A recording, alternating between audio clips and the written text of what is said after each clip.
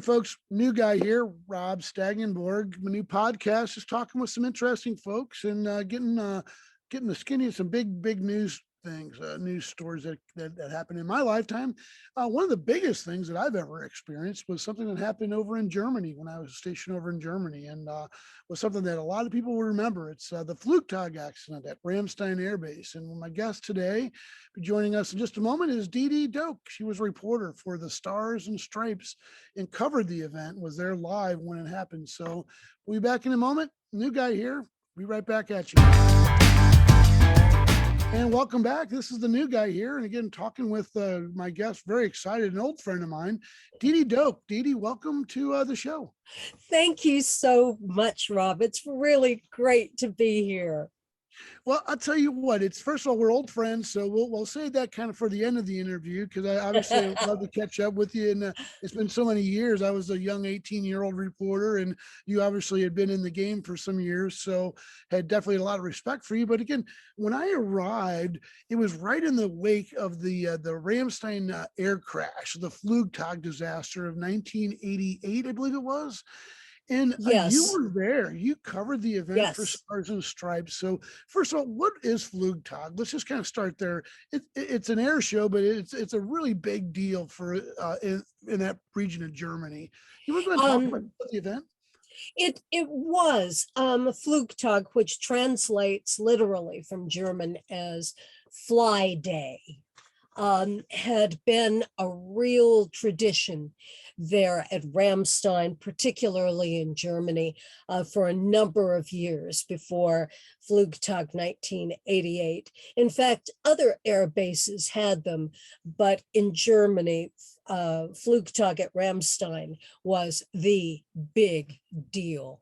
It was the kind of event that you'd go to, spend the day, you'd watch the airplanes, but then, you'd do other things too. People would have booths there where they were selling things that weren't necessarily related to aircraft, but Sure, it was a festival. It was a very festival type of yeah. And I had been at Stars and Stripes for I'd been there since January of that year. Okay. And part of my patch or beat was Ramstein. And the night before, my husband and I had been at the Prince concert in Frankfurt outdoors. And so we were a little later getting up and getting over to Flugtag than we might normally have been. Bit of a drive from Frankfurt. Getting out of the car park was, something of a big deal itself. Anyway, we got to Flugtag and just spent a lot of the day wandering around, just enjoying the vibe, if you will. Wow. And again, let's keep in mind, in Germany, the culture is very much, centered around, activity and festivals and bazaars and Oktoberfest. And certainly Ramstein is right near Heidelberg. It's a very large air base, a lot of traffic for not just the American forces, the German forces. It was a very, very active air base. So the Flugtag was certainly something that brought people from all over Germany, and certainly no one expected what happened. So maybe take us through, the show, kind of what happened there. Sure. Both Steve, my husband, and I really love airplanes. I like them. I like for how they look. I like what they can do. Anyway, we would wander periodically down to sort of the front line of the show, where you could see everything really close. But the terrain there where people could be, was sort of hilly. So you could be in the hilly part for a time. Then you could go down to where all the, ice cream booths and food booths, and, you could see the airplanes real up close, if you will. Sure. It went on all day. It was great. And about 4 o'clock, we started wandering up through the hilly bit because it was getting on for the last display of the day. And we didn't want to be the, the last ones to get into our car because, there were so many people there that we knew it was going to be a crush to get out, like it had been at Prince the night before. Sure. So we were walking toward it, but the Italian team, the Frecce Tricolore, had a wonderful reputation.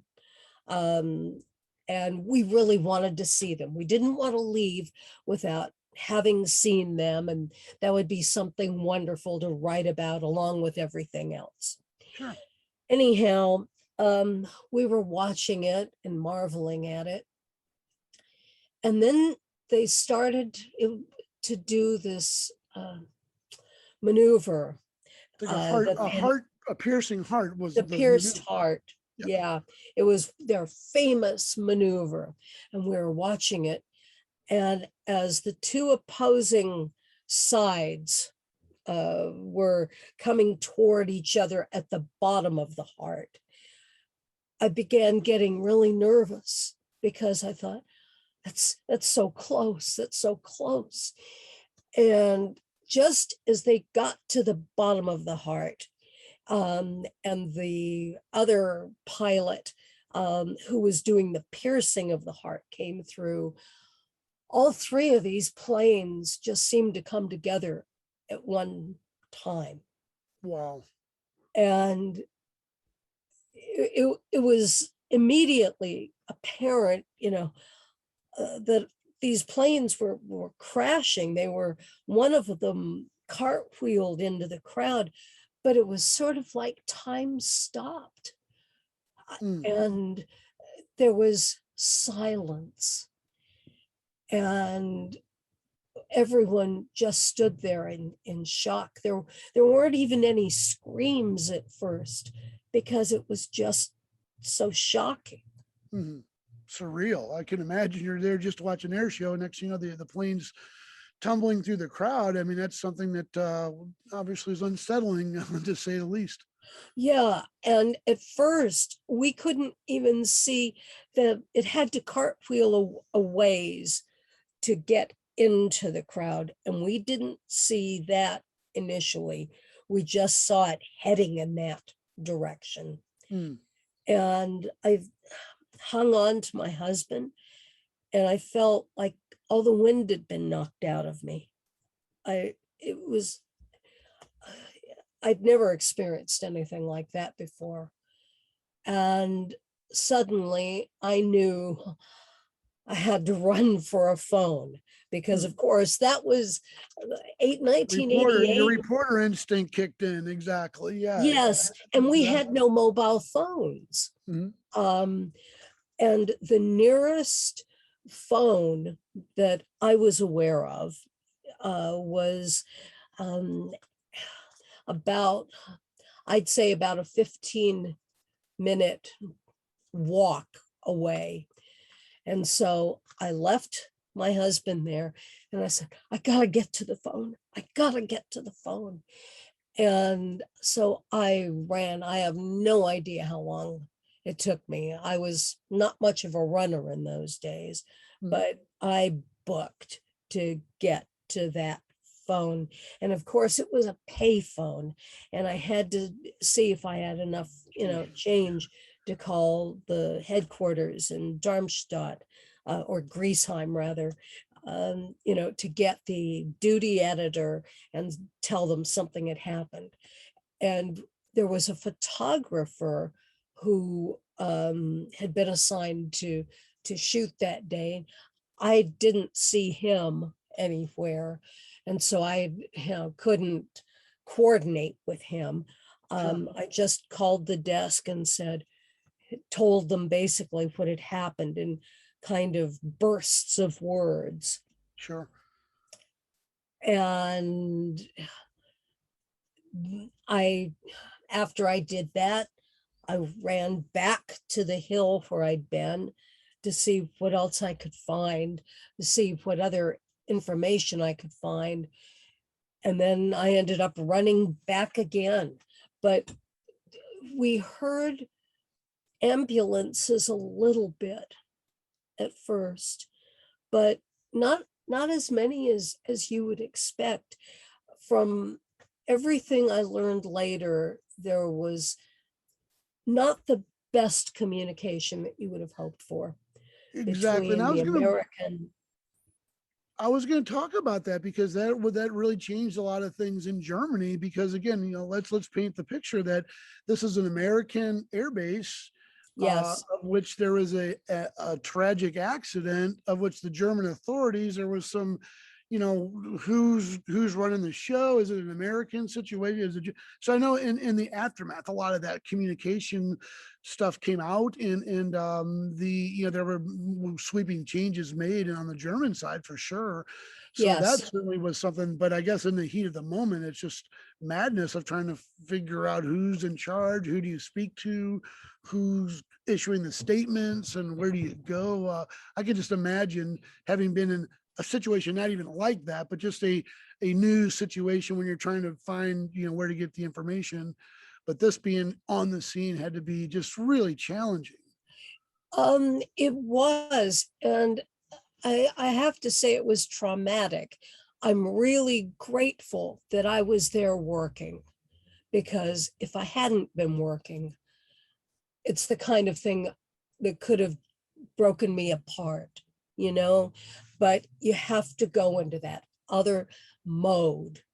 And it's, in fact, I was so much in that other mode that it was another week before I could just break down and let it out and cry and, you know, deal with that part of it.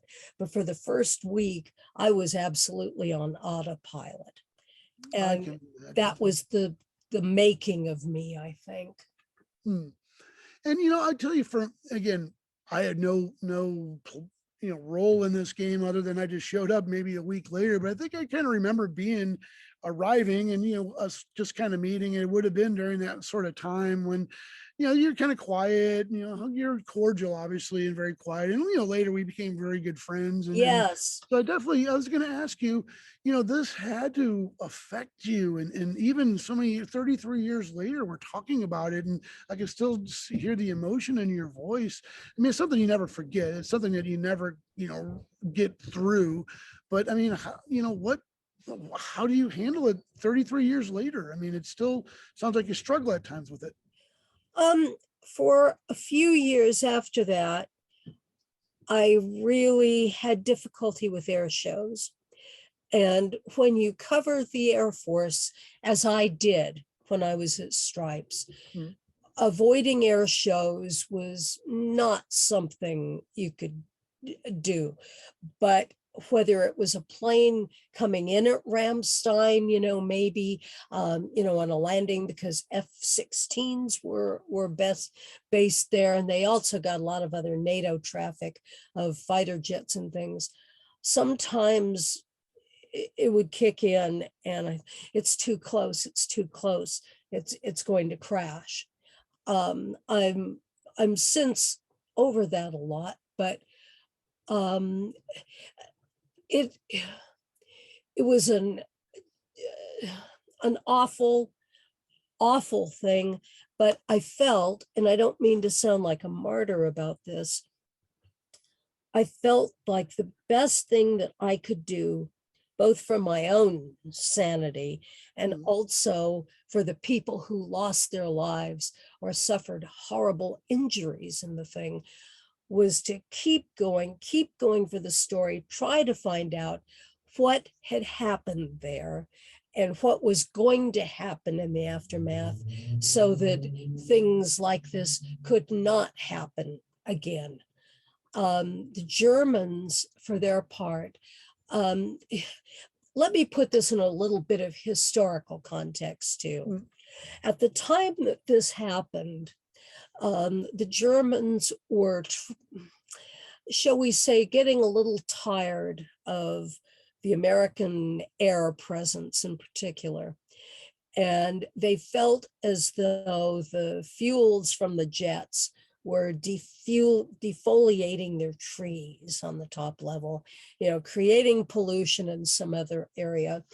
And during 1988, beginning of 1989, there were also a spate of fighter jet accidents involving the US Air Force. The other one that comes to mind particularly, well, no, there are two that do. One of them, I think, involved a plane from Spangdahlem Air Base, and the pilot ended up in a tree or something like that. I remember the picture. And then another one, and I wrote about that, of course, and then another one involved a very senior general within the US Air Force's Europe Command, who was doing his normal training flight and miscalculated the level he was at, and he was killed in an air crash. There are a couple more of these things. At any rate, the Germans, particularly, and some of the other NATO allies, were getting concerned about the Air Force. And so this air crash was not only this awful human disaster, but it was also a giant public relations disaster for the US forces. And there were rumors after the dust had begun settling that the air show had not been closely enough regulated, that there was no one in charge, that the pilots who were flying in it the night before, might have had something to drink. There was all of this stuff going around, and it became this great controversy in addition to a human disaster. Wow. Some of my post coverage of the thing, I mean, Ramstein was a big part of my job for another 2-3 years while I was assigned at Ramstein. I would go down to the Rhineland-Palatinate Congress, if you will, and I would sit in the hearings and listen to the testimony, what had happened, what needed to happen, this kind of thing. So it was an incredible learning experience on top of everything else. Here we're new guy here again. We're with my guest Dee Dee Doke. She was a good friend of mine, former reporter for the Stars and Stripes. And Dee Dee, just want to give you, as we're kind of wrapping up, want to give you a chance to talk about your time at Stars and Stripes. A lot of people know it through mentions in the movies, but if you've actually worked there, what a transformative experience it is, both as a journalist and as a young person, to be in those situations. So talk about your time at Stars and Stripes. Oh, wow. The absolute best life work experience I ever had.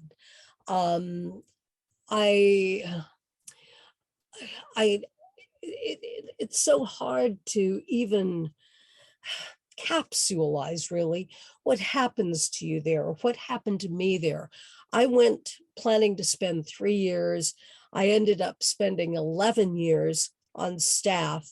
And then I freelanced for Stripes for, a good 14, 15 years after I left full-time employment there. The people I met, the stories I got to tell. And something, Rob, I don't know if you found this in your post-Stripes world, but people think, if you work for Stars and Stripes, you were censored by the government.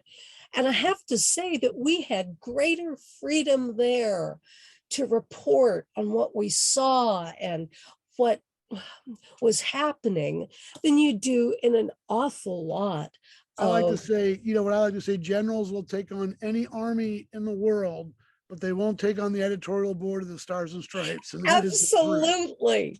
That is just right on the mark. Yeah. Um, uh, there were, a few that tried, but at the same time, it was an amazing environment, whether you were, relatively new to reporting, whether you had some experience. And we had a fair few people who came who had a lot of very senior experience, at Stripes.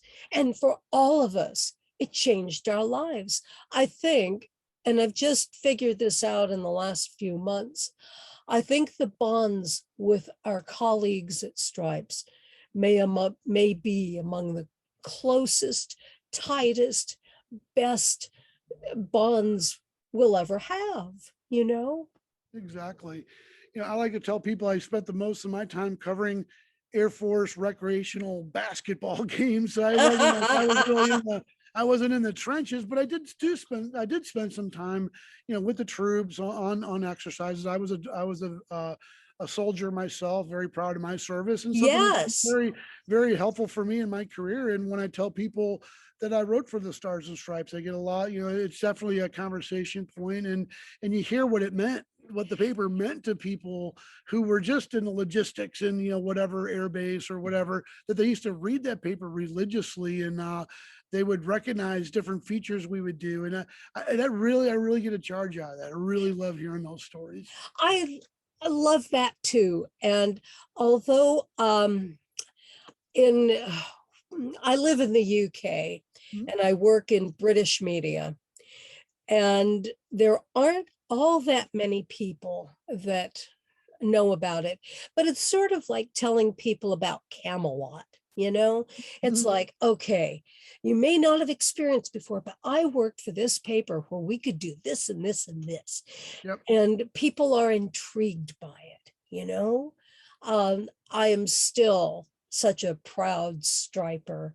Once a striper, generally always a striper.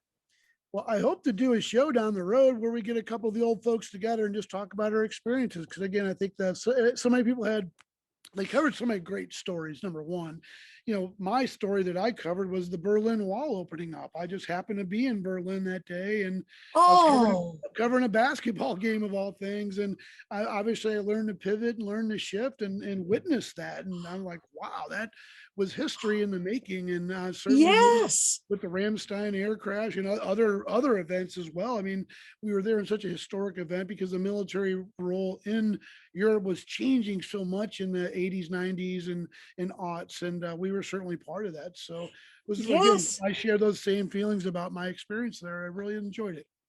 Yes. Oh, wow. Berlin. Gosh.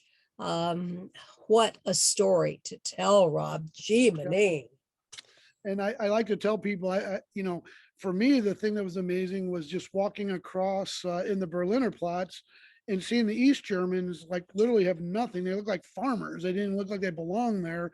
And it was just like the scene from That Girl where they're just all Margot Thomas just staring at at everything. And to me, I'll never forget it. It was really emotional to see the folks, and I can want to say it's the first time they saw that, but it obviously the first time they could experience that, and it was something very cool. But again, we have millions of stories, and that's why I want to get the whole gang together one time Yes. and start telling some great stories, because I just everyone has such personal stories that were just major Yes. events that, again, that's why I'm hoping to start this interview show. And again, I really appreciate your time.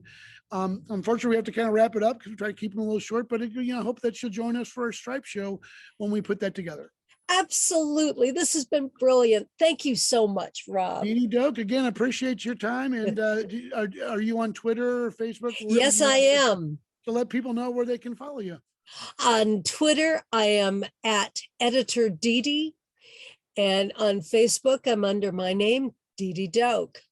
That's great. Well, hopefully you will be able to connect with some folks. Again, I know to me, you were a rock star back at the time when you covered that big story, and I was such a young reporter. But I learned Oh, a lot from people like you, and just really just how to carry myself and that's half the game, being able to know how to carry yourself and be professional. Rob, I you were definitely- always terrific.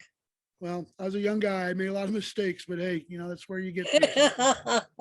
Dee Dee, thanks so much for your time. It's so great to hear you again. And hopefully we'll be able to see you again real soon. Very soon. I'll get this thing fixed. That sounds great. We'll go ahead and put the recording on stop. It's the new guy. Talk to you guys next time.